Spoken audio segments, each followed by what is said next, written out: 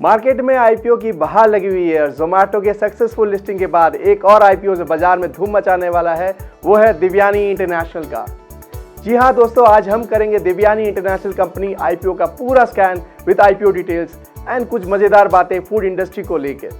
और वीडियो के एंड में मैं बताऊंगा कि क्या मैं अपना पैसा लगाऊंगा इस आईपीओ में। तो चलिए शुरू करते हैं IPO scan Devyani international.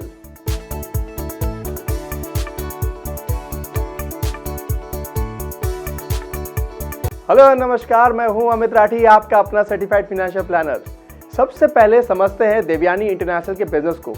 Devyani international is the largest franchisee of yum रंट्स in India and they are the largest quick service restaurants in India. As on 31 March 2021 में इनका करीब 655 ऑपरेशनल स्टोर्स है अक्रॉस 155 सिटीज इन इंडिया।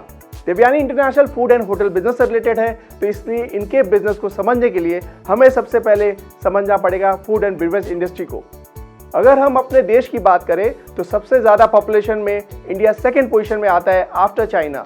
2020 में अपने देश की population करीब 133 करोड़ की है, जो कि एक्सपेक्ट किया जा रहा है कि ये बढ़कर 139 करोड़ हो जाएगी 2025 तक। अपना देश एक नौजवान देश है। ऐसा मैं इसलिए कह रहा हूँ क्योंकि अपने देश के पॉपुलेशन की एवरेज एज 28.7 ईयर्स, मतलब ज़्यादा नौजवान, ज़्यादा काम तो ज़्यादा बिजी तो जल्दी खाना तो quick service restaurant and fast food centre की तो प्रॉफिट ही प्रॉफिट है।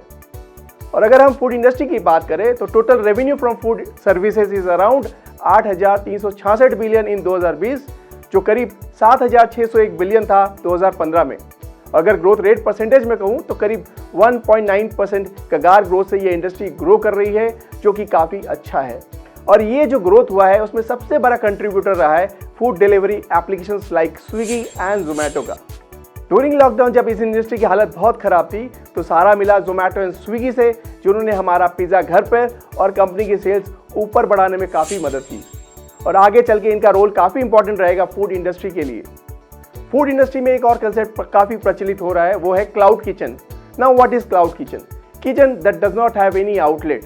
वो सिर्फ ऑनलाइन बुकिंग लेते हैं and get your food delivered at your place through online app like Zomato and Swiggy. Cloud kitchen एक डिसरप्शन है फूड इंडस्ट्री में। और जब क्लाउड किचन की बात हो रही है तो रेबल फूड का नाम सबसे ऊपर आता है। रेबल फूड जिनके ब्रांड है Faasos, Behrouz Biryani and Oven Story की शुरुआत 2011 में मिस्टर जयदीप बर्मन एंड कैलोल बनर्जी ने किया। सो सिंपल थी, उन्होंने छोटे छोटे आउटलेट रखे थे जहां 2-3 लोगों की बैठने की जगह थी विद किचन एंड टेकअवेज का ऑप्शन था।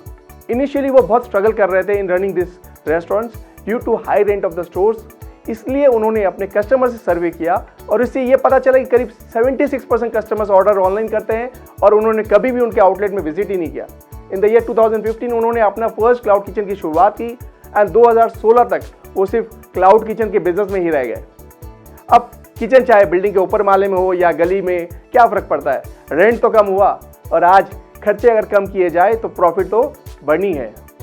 और अभी रिसेंटली रेबल फूड ने पार्टनरशिप किया American fast food restaurant chain Wendy के साथ में, जहां वो करीब 250 क्लाउड किचन खोलने वाले हैं भारत में। इतनी सारी बातें जानने के बाद अब हमें ये तो कॉन्फिडेंस आ गया है कि फूड इंडस्ट्री खासकर क्यूएसआर एंड क्लाउड किचन के अच्छे दिन आ गए हैं। अब चलिए समझते हैं देवयानी इंटरनेशनल के बिजनेस मॉडल को। देवयानी इंटरनेशनल लार्जेस्ट फ्रेंचाइजी है यम ब्रांड्स का भारत में और ये सबसे बड़ा क्विक सर्विस रेस्टोरेंट का चेन चला रहे हैं भारत में। और मैनेजमेंट की फ्यूचर की सोच के बारे में बताऊं तो ये भी धीरे धीरे क्लाउड किचन की तरफ मूव करेंगे। इसके साथ इनके पास कोस्टा कॉफी ब्रांड की भी फ्रेंचाइजी है। तो अगर कंपनी के कोर बिजनेस की बात करें तो इसे हमें 3 वर्टिकल्स में डिवाइड करना होगा। पहला पिज्जा हट, दूसरा KFC, तीसरा कोस्टा कॉफी। तो सबसे पहले हम बात करेंगे मेरे फेवरेट QSR की, पिज़्ज़ा हट। पिज़्ज़ा हट ने अपने सबसे पहला स्टोर खोला जयपुर में इन द ईयर 1997 में और आज के दिन इनके 297 स्टोर्स है अक्रॉस 100 सिटीज इन इंडिया। इनका फुल सर्विस रेस्टोरेंट भी है जहां फुल डाइनिंग की सुविधा है एंड स्मॉल स्टोर फॉर्मेट है जहां सिर्फ टेकअवेज एंड डिलीवरी की सुविधा है विथ लिमिटेड सिटिंग स्पेस है उनके पास। पिज़्ज़ा हट की स्ट्रेंथ की बात करूं तो ये अपने फूड मेनू में कुछ ना कुछ नया इनोवेट करते रहते हैं और इनके पिज़्ज़ा का प्राइस भी पॉकेट फ्रेंडली है। इनके स्टोर्स में पिज़्ज़ा के साथ पास्ता, डेजर्ट्स एंड बेवरेज भी अवेलेबल है। पहले पिज़्ज़ा मतलब ओकेजनली बर्थडे ट्रीट होता था फ्रेंड्स का, पर अब ये एक प्रॉपर मील हो चुका है। अब चलते हैं KFC के स्टोर की ओर। तो KFC ने अपना पहला स्टोर खोला कोलकाता में इन द ईयर 2005 और आज इनके करीब 264 स्टोर्स हैं इन 97 सिटीज अक्रॉस इंडिया। और यहाँ पर भी वही same format, large stores with dining space and small store for limited sitting and maximum delivery. और KFC की स्ट्रेंथ की बात करूं तो इनका fried chicken with some unique masala is famous and very tasty. I am a vegetarian but yes, मेरे दोस्तों का फेवरेट है KFC का फ्राइड चिकन। अभी तक क्विक सर्विस रेस्टोरेंट स्पेस में फ्राइड चिकन प्रोडक्ट्स इनके ही मोनोपोली है। इनके स्टोर में बर्गर बेवरेज भी अवेलेबल है। अब चलते हैं कोस्टा कॉफी स्टोर में, जो इन्होंने स्टार्ट किया था 2005 में। हालांकि ये इनके रेवेन्यू में बहुत कम रोल प्ले करता है, क्योंकि अपने देश में चाय पीने वालों की संख्या बहुत ज़्यादा है। पर हाँ, अब देश बदल रहा है, यंगिस्तान को कॉफ़ी पसंद है। मेरा फेवरेट अगर कहूँ तो इनका कैपेचिनो एंड फ्रॉस्टेनो मेरे फेवरेट है। यहाँ पर सैंडविचेस, कुछ इंडियन स्नैक्स भी अवेलेबल है। ये हो गई देवयानी इंटरनेशनल के कोर बिजनेस, जहाँ से इनका मैक्सिमम रेवेन्यू आता है।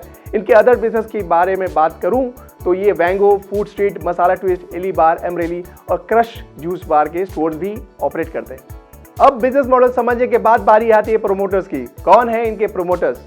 तो इनके प्रोमोटर्स हैं श्री रविकांत जयपुरिया एंड श्री वरुण जयपुरिया, जिनका काफ़ी एक्सपीरियंस है फूड एंड बेवरेज सेक्टर में। इनका कॉर्पोरेट प्रोमोटर है RJ कॉर्प। चलिए अब चेक करते हैं कंपनी के शेयर होल्डिंग पैटर्न की तरफ। अगर हम शेयर होल्डिंग पैटर्न देखें तो RJ कॉर्प जो इनका कॉर्पोरेट प्रोमोटर है, उनका होल्डिंग है 69.25%। ड्यूनरेन जो इनके इन्वेस्टर है 14.05% होल्ड करते हैं। वरुण जयपुरिया जी 6.03%।